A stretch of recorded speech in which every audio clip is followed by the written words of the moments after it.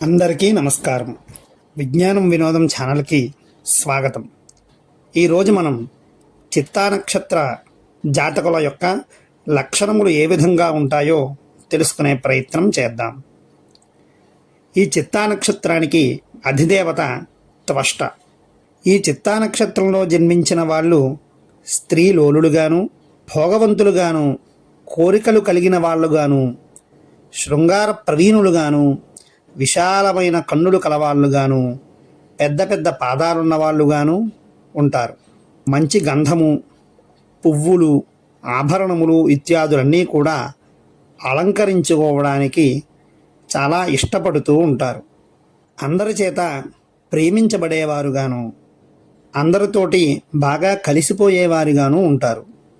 వీరికి శరీర ఎడమ భాగంలో పుట్టుమచ్చలు ఉండే అవకాశం ఉంది. ఇక చిత్తా నక్షత్రం మొదటి పాదంలో జన్మించిన వారు ఏ విధంగా ఉంటారో తెలుసుకుందాం. ఈ యొక్క మొదటి పాదం రవి అంశది. ఈ యొక్క మొదటి పాదం రవి అంశ కావడం వలన వీరు చంచల మనస్తత్వం కలిగిన వారుగా ఉంటారు. అలాగే వీరికి కోపం ఎక్కువగా ఉంటుంది. రెండవ పాద అంశ బుధుడిది. ఈ జాతకులు చాలా తీయగా మాట్లాడతారు. కోపం వస్తే మాత్రం చాలా కాలం ఉంటుంది.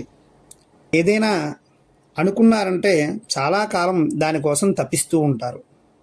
ఇక చిత్తా నక్షత్రం మూడవ పాదం శుక్రుడి అంశ.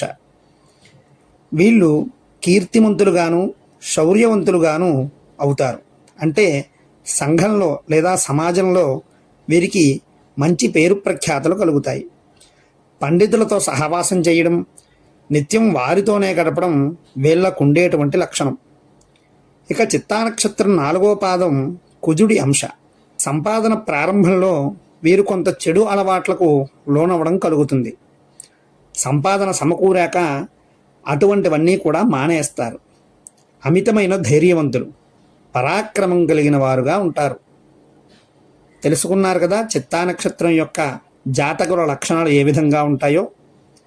ఈ వీడియో నచ్చితే లైక్ చేయండి, షేర్ చేయండి.